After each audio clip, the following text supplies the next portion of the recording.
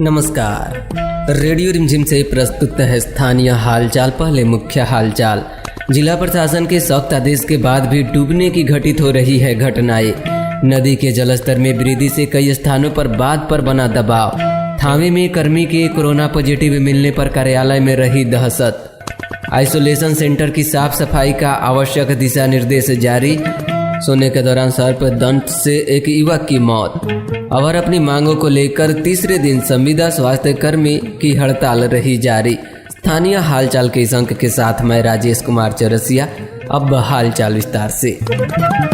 गोपालगंज जिला प्रशासन के सख्त आदेश के बाद भी पोखर नदी तालाब में नहाने का सिलसिला जारी है। गोपालगंज जिला पदाधिकारी अरशद अजीज ने पूर्व में ही डूबने की हुई घटनाओं को देखते हुए धारा 144 लागू कर दिया है। इसके साथ ही नदी पोखर तालाब के किनारे जाने पर भी प्रतिबंध लगा दिया गया है। लेकिन आए दिन नदी तालाब पोखर में डूबने की घटनाएं घटित हो रही है। भोरे थाना क्षेत्र के तिवारी रेवड़िया गाँव का रहने वाला एक 22 वर्षीय युवक गाँव के सटे स्याही नदी में डूबने से उसकी मौत हो गई। ऐसी घटनाओं को देखते हुए जिला पदाधिकारी ने पूर्व में धारा 144 नदी पोखर व तालाब में लागू कर दिए हैं। जिला पदाधिकारी ने कहा है कि बार बार सख्ती से कह रहे हैं कि आप लोग नदी में नहीं उतरे, पानी में नहीं उतरे। काफी पानी बढ़ा हुआ है, इसके लिए 144 में लगाया, सबको प्रतिबंधित भी किया है। लेकिन अगर ये इसी तरह करेंगे तो हम लोग की कानूनी कार्रवाई करेंगे। बच्चे को छोड़ना चाहिए, नहीं करना चाहिए। पानी काफी है। तो फिशिंग करने, मछली मारने के लिए, तो नहाने के लिए, उसमें कपड़ा धोने के लिए, नाव चलाने के लिए सभी पर प्रतिबंध है।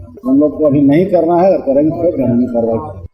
गंडक नदी के जल अधिग्रहण क्षेत्रों व नेपाल के तराई क्षेत्रों में लगातार बारिश होने के कारण नदी के जलस्तर में तेजी से वृद्धि हो रही है। पश्चिमी चंपारण जिले के वाल्मीकि नगर बराज से गंडक नदी की डाउन स्ट्रीम में मंगलवार की सुबह से 4.25 लाख क्यूसेक पानी प्रति घंटे डिस्चार्ज किया जा रहा था। बाढ़ नियंत्रण विभाग के सहायक अभियंता ने बताया कि नदी का जलस्तर खतरे के निशान से काफी ऊपर पहुँच गया है। तेज बारिश के कारण नदी के निचले हिस्से में फैले बाढ़ की पानी में 2 से 250 फुट तक बढ़ा है। वहीं वाल्मीकि नगर बराज से बुधवार को सुबह 6 बजे 3.5 लाख क्यूसेक ही पानी छोड़ा गया। इससे थोड़ी राहत मिलने की उम्मीद जताई गई है। बैकुंठपुर व सिधवलिया प्रखंड के दर्जन भर गाँवों के समीप नदी के पानी का दबाव तटबंधों पर शुरू हो गया है। बाढ़ नियंत्रण विभाग के इंजीनियरों ने बताया कि मटियारी रिंग बांध पर नदी का भारी दबाव है। बाढ़ नियंत्रण विभाग की टीम तटबंधों की कमजोर जगहों को चिन्हित कर बचाव कार्य कर रही है। इसके साथ ही होमगार्ड के जवानों को भी तटबंध पर तैनात किया गया है।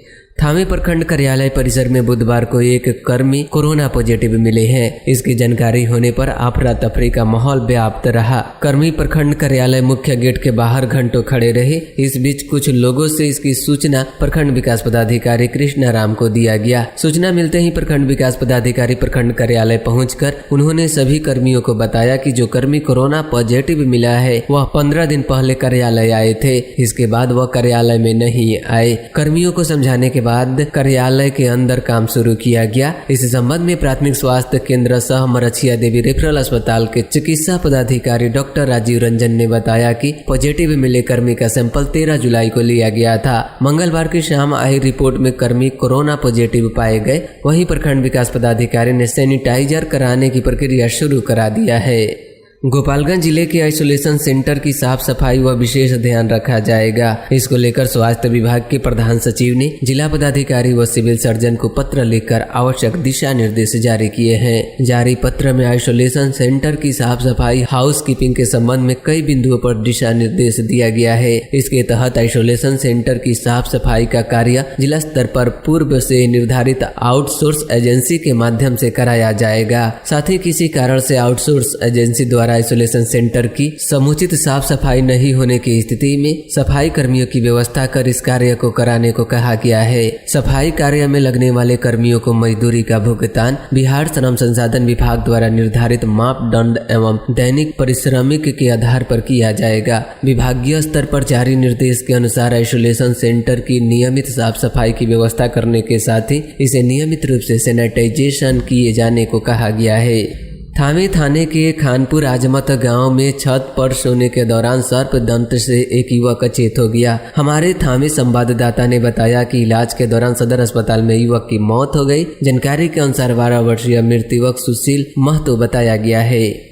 बिहार राज्य स्वास्थ्य संविदा कर्मी संघ के आह्वान पर राष्ट्रीय स्वास्थ्य मिशन कार्यक्रम के अंतर्गत सभी पदाधिकारी एवं कर्मी अपनी लंबित मांगों को लेकर मंगलवार से बेमियादी हड़ताल पर चले गए हैं। पदाधिकारी व कर्मी जिला व स्वास्थ्य कर्मी का कहना था कि नियमित चिकित्सकों व पारा मेडिकल कर्मियों को ही कोविड-19 के लिए प्रोत्साहन राशि दी जा रही है, जबकि पूरे बिहार में राष्ट्रीय स्वास्थ्य मिशन के अंतर्गत संविदा पर कार्यरत राज्य कार्यक्रम प्रबंधक इकाई, क्षेत्रीय कार्यक्रम प्रबंधक इकाई, जिला कार्यक्रम प्रबंधक इकाई, प्रखंड कार्यक्रम इकाई व चिकित्सकीय महाविद्यालय को समतुल्य लाभ देने से वंचित रखा गया है। इसके अलावा अपनी 15 सूत्री मांगों को लेकर कर्मियों ने राज्य से लेकर स्वास्थ्य केंद्र तक प्रबंधीकरण कैंडिक कर्मियों का 1 माह का समतुल्य प्रोत्साहन राशि देने की मांग की। संविदा स्वास्थ्य कर्मियों के हड़ताल का तीसरा दिन भी जारी रहा।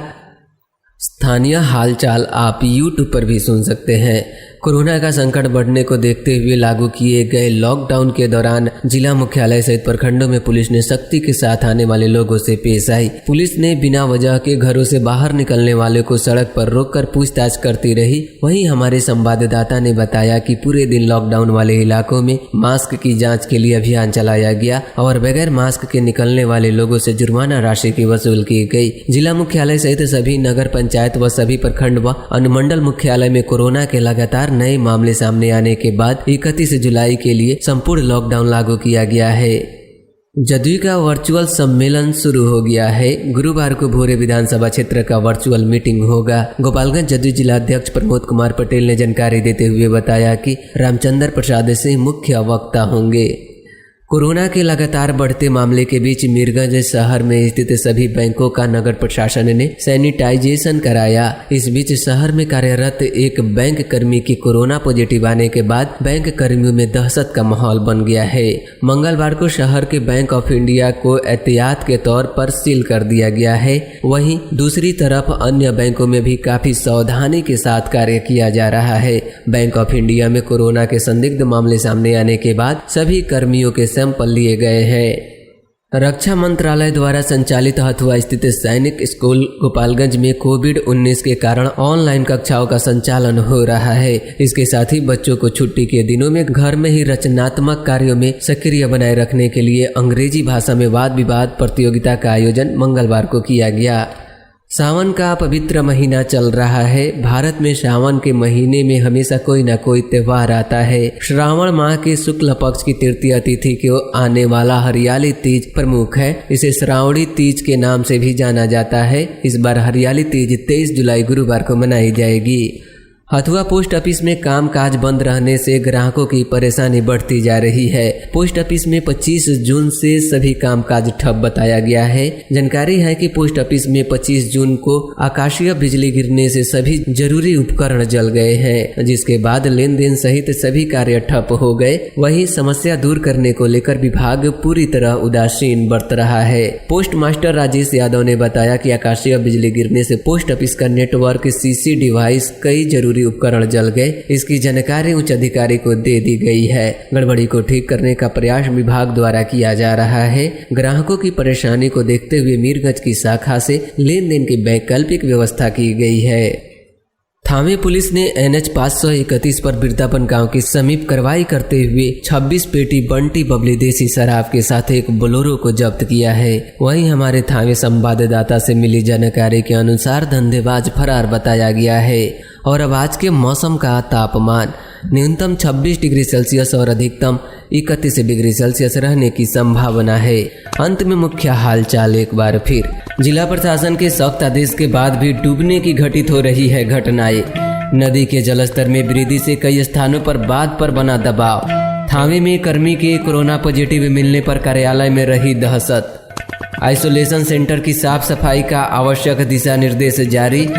सोने के दौरान सर्प दंत से एक युवक की मौत। और अपनी मांगों को लेकर तीसरे दिन संविदा स्वास्थ्य कर्मी की हड़ताल रही जारी। इसके साथ ही रेडियो रिमझिम से प्रसारित स्थानीय हालचाल का यह अंक समाप्त हुआ। नमस्कार। कोरोना के बढ़ते संक्रमण को लेकर सोशल डिस्टेंसिंग का पालन कीजिए, मास्क लगाइए, घर में रहिए, सुरक्षित रहिए।